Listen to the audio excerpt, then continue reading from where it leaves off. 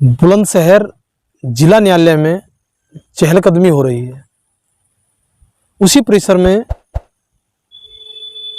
एक लड़की जो एक वकील के साथ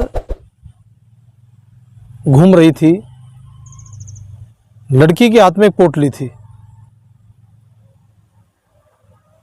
लड़की बार बार पोटली को खोलने का एक असफल सा प्रयास कर रही थी। ऐसा लग रहा था कि वो जानबूझकर उस पोटली को खोलना नहीं चाहती है। ऐसा करते करते वो वकील के चैम्बर तक पहुंच जाती है। वकील उसको कहता है कि बेटा आप खाना खा लो, जो भी अपने साथ आप लेकर आए हो। लड़की इस बात से सहम सी जाती है और शर्मिंदगी महसूस करते हुए उस पोटली को वो खोलती है। जैसे ही वो पोटली खोलती है, उस पोटली में 4 सूखी रोटी और एक हरी मिर्च। इस दृश्य को देखकर जो वकील होते हैं उनकी आंखों में पानी आ जाता है। नमस्कार, राम राम। आज जो हम आपके सामने कहानी लेकर आए हैं, ये कहानी किसी को शर्मसार करने के लिए नहीं है, किसी को अपमानित करने के लिए नहीं है। यह कहानी आज की युवा पीढ़ी को जागरूक करने के लिए और प्रेरणा देने के लिए है। पाकिस्तानी शायरा रेहाना रूही का एक मुक्तक मुझे याद आ रहा है, जो उसने महिलाओं के लिए लिखा था। दिल को बहलाने का सामान ना समझा जाए, मुझको अब इतना भी आसान ना समझा जाए। मैं भी बेटों के तरह जीने का हक मांगती हूँ, इसको गद्दारी का ऐलान ना समझा जाए। दरअसल बात है, बुलंदशहर एक जिला पड़ता है उत्तर प्रदेश में। उसी में एक स्थान पड़ता है खुर्जा। खुर्जा क्रोकरी के लिए प्रसिद्ध है। खुर्जा के गांव मदनपुर की घटना है। मदनपुर गांव में दोपहर के लगभग 2 बजे का समय था। एक लड़की विद्यालय से अपना टीसी, ट्रांसफ़र सर्टिफिकेट लेकर अपने घर वापस लौट रही थी। रास्ते में क्या होता है कि 9 लड़के, जिसमें कुछ अधेड़ उम्र के भी हैं, कुछ जवान उम्र के हैं, वो उस लड़की को अकेला देखकर घेर लेते हैं।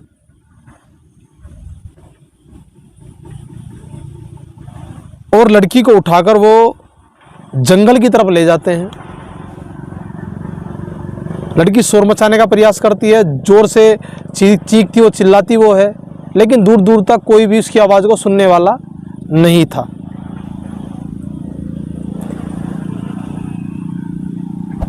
होता क्या है, बारी बारी से लड़की के सभी कपड़े उतार दिए जाते हैं और जो वो 9 लोग थे, उस लड़की के साथ बारी बारी से बलात्कार करना शुरू कर देते हैं। उसमें बताया जाता है कि 3 लड़के नाबालिग थे और 6 जो व्यक्ति थे वे बालिग थे। बार बार उसके साथ एक बलात्कार करता है, दूसरा लग जाता है, तीसरा करता है। तो अचानक क्या होता है कि उन्हीं में से एक लड़का उस लड़की का एक वीडियो बनाना शुरू कर देता है। वो 5 मिनट का वीडियो उसमें बनाता है। वीडियो में आप साफ सुन सकते हैं। उसकी वीडियो 2012 में पूरे क्षेत्र में वायरल हो गई थी। आप जानते हैं कि 2012 में सभी के पास मोबाइल फ़ोन तो नहीं थे, लेकिन अधिकतर फ़ोनों में वो लगातार वीडियो ज़बरदस्त तरीके से वायरल हो रही थी। उसमें वो कह रहे हैं कि तूने तो 2 बार कर लिया है, तूने 3 बार कर लिया है। इस तरीके से वो लगातार उस लड़की के साथ बलात्कार करते हैं। लेकिन लड़की असहज रूप से उस सब को सहन करती रहती है।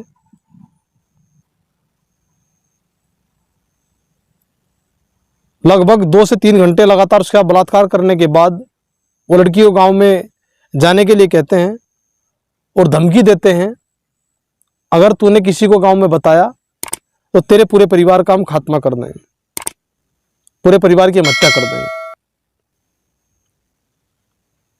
लड़की काफी डर जाती है, सहम जाती है, क्योंकि अत्यंत गरीब परिवार से वो लड़की थी। रहने के लिए इनके पास मकान भी नहीं था। अगर 50-100 रुपए की जरूरत पड़े तो भी एक दूसरे का वो मुंह ताकते रहते थे। ऐसा लगभग कम ही परिवारों में होता है। वो लड़की वहां से चलती है, अपने घर पहुंचती है, लेकिन घर में किसी को बताने की हिम्मत नहीं जुटा पाती है।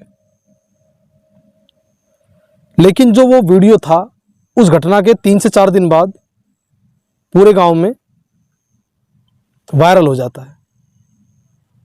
जैसे ही वो वीडियो एक से दूसरे के फोन में पहुंचता है, तो उन्हीं में से एक लड़का उस वीडियो को देखने के बाद उस लड़की के घर पहुंचता है। उसके लड़की के माँ बाप को उस वीडियो को वो दिखाता है। वीडियो देखने के बाद माँ बाप बहुत डर जाते हैं, घबरा जाते हैं और बहुत शर्म महसूस करते हैं। हालांकि वो लड़का उन दोनों को लेकर, उसके माँ बाप उस लड़की को लेकर स्थानीय जो पुलिस चौकी थी, जंक्शन चौकी सो कहते हैं, वहाँ पर पहुँचते हैं। लेकिन उस चौकी प्रभारी जो वहाँ पर उस समय था, वो उनको बहुत ज़्यादा डराता है, धमकाता है और उल्टा उन पर ही केस करने की वो धमकी देता है। वो बार बार मिन्नतें करते हैं, लेकिन उन मिन्नतों का उस चौकी प्रभारी पर कोई भी प्रभाव नहीं पड़ता है। रिपोर्ट नहीं लिखी जाती है, धमकाया जाता है। लेकिन उसी के बाद वही लड़का उस लड़की को, उसके माँ बाप को लेकर एसएसपी ऑफिस पहुंचता है। उस समय बुलंदशहर के जो एसएसपी थे, उनका नाम था गुलाब सिंह। गुलाब सिंह को जाकर पूरी घटना के बारे में बताया जाता है। गुलाब सिंह भी उनके साथ वही व्यवहार करते हैं जो कि चौकी प्रभारी द्वारा किया गया था, क्योंकि जिनसे वो टकराने का प्रयास कर रहे थे वो अत्यंत प्रभावशाली लोग थे और इसका प्रभाव स्थानीय पुलिस पर भी साफ साफ देखा जा सकता था। वो दोनों उस शिकायत को करने के बाद वहां से निकल जाते हैं। लेकिन तभी कुछ पत्रकारों का समूह वहां पर रहता है। वे पत्रकार पहुंचते हैं एसएसपी गुलाब सिंह के पास में। गुलाब सिंह से जाकर कहते हैं कि सर, जो लड़की आपके पास आई थी उसकी आपने शिकायत पर कोई सुनवाई नहीं की, जबकि लड़की और उसका परिवार वाले सच बोल रहे थे। और इतना कहकर वो उस 5 मिनट की जो वीडियो जो लगातार सोशल मीडिया पर वायरल हो रही थी, इसमें साफ साफ वे प्रभावशाली लोग उस लड़की के साथ बलात्कार करते हुए देखे जा सकते थे, एसएसपी साहब को दिखाते हैं। एसएसपी साहब उस पूरी वीडियो को देखते हैं। उस वीडियो को देखने के बाद, उस कहानी को सुनने के बाद एसएसपी गुलाब सिंह के रोंगटे खड़े हो जाते हैं और वो तुरंत स्थानीय पुलिस को आदेश देते हैं कि इस मामले में 9 के 9 लोगों के खिलाफ मुकदमा दर्ज किया जाए और उनको गिरफ्तार किया जाए और लड़की की जो चिकित्सा रिपोर्ट होती है, जो मेडिकल है, वो कराया जाए। लेकिन इससे पहले ही जब वो लड़की जिला अस्पताल पहुंचती है, वहां पर महिला डॉक्टर उसकी डॉक्टरी करती है। तो लड़की महिला डॉक्टर से पूछती है कि क्या पुष्टि हुई है। तो महिला डॉक्टर जो होती है वो स्पष्ट रूप से मना कर देती है कि आपके साथ कोई भी बलात्कार नहीं हुआ है। इतनी घटना होने के बाद वो लड़की वहाँ से वापस आ जाती है और अपने माता पिता से रोकर कहने लगती है कि माँ, मैं इस चीज़ को सहन नहीं कर पाऊंगी, मेरे साथ लगातार ज्यादती की जा रही है, और रोने लगती है। लेकिन तभी वो वीडियो उस डॉक्टर, जो महिला डॉक्टर थी, उसके पास ही पहुंचती है।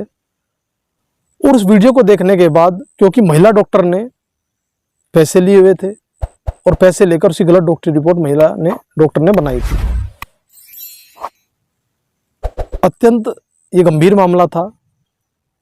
महिला डॉक्टर अपने आप पे कहीं ना कहीं शर्मिंदा होती है। पता नहीं बाद में विभाग के द्वारा उस पर क्या कार्रवाई की गई, लेकिन दोबारा उस लड़की का मेडिकल होता है, उसमें उस लड़की के साथ बलात्कार की पुष्टि की जाती है और जितने भी ये लोग थे इनके खिलाफ मुकदमा दर्ज कर लिया जाता है। रिपोर्ट दर्ज होने के बाद गांव में पंचायत बुलाई जाती है। मदनपुर ये गांव है, खुर्जा जो बुलंदशहर में पड़ता है, उसी क्षेत्र का। उस फैसले में उस परिवार को बुलाया जाता है और परिवार से कहा जाता है, दबाव बनाया जाता है कि 1.5 लाख रुपए लेकर इस मामले में आप फैसला कर लो। ये पहली बार नहीं हो रहा था कि जब पैसे में एक लड़की की इज्जत को तोला जा रहा था। इस देश में से कई मामले सामने आते हैं,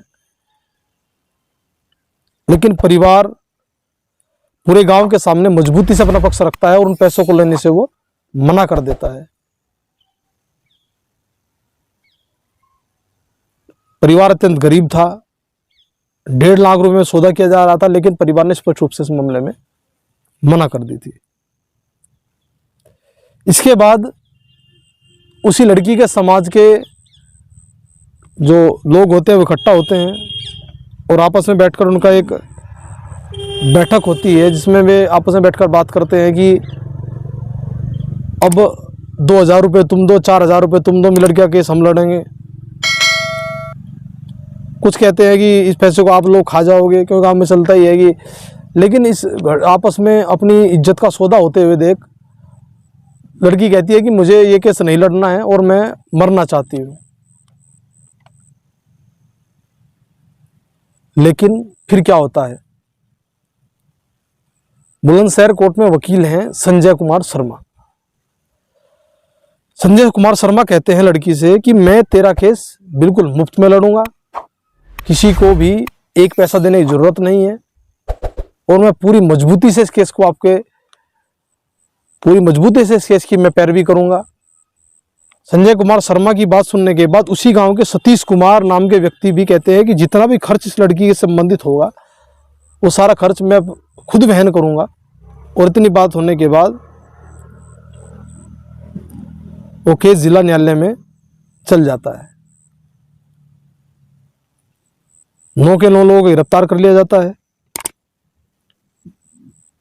उसके बाद वो लड़की पहुंचती है, कोर्ट में जाती रहती है। वहीं पर वो जो बता कि 4 सूखी रोटी और मिर्च लेकर जाती है, तो वकील साहब उसके लिए अपने जो मुंशी होता है उस पर मंगा, जितनी भी तारीखों पर लड़की जाती है हर तारीख पर वकील साहब ही उस लड़की को अपनी तरफ से खाना खिलवाते हैं।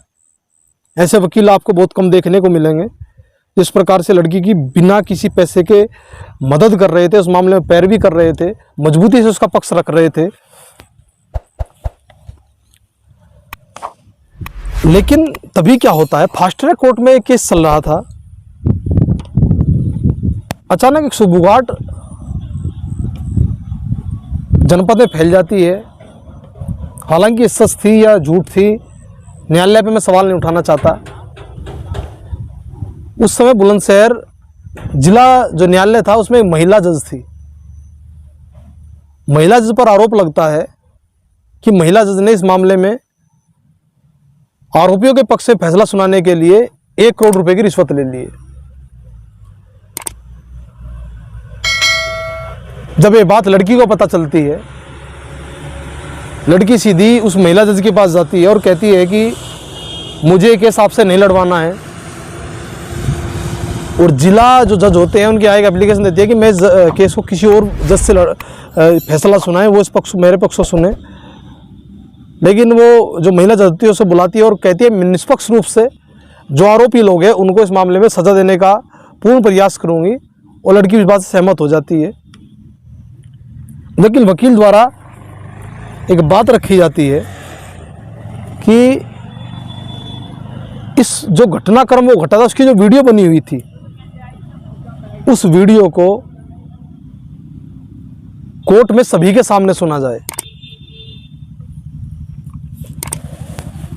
ऐसी एक अपील जो थी वकील द्वारा की गई थी, जिस पर सुनवाई करते हुए महिला जज स्थानीय एसएसपी वैभव कृष्ण को इस बात का आदेश देती है कि जिला परिसर में, न्यायालय परिसर में वीडियो को दिखाने का पूर्ण रूप से प्रबंध किया जाए।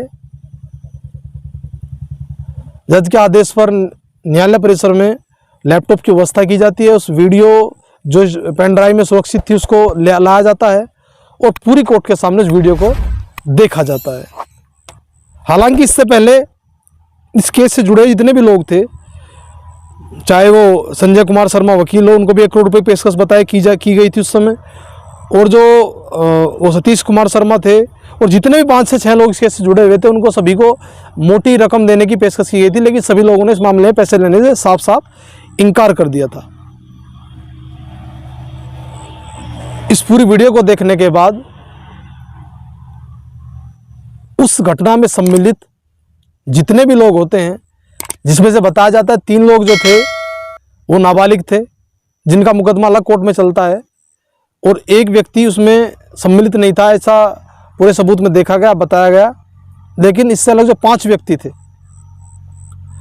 कुलदीप, नवाब, रिंकू मूला, रोबिन और संजय, इन सभी को आजीवन कारावास और 60-60 हज़ार रुपये अर्थदंड की सज़ा सुनाई जाती है।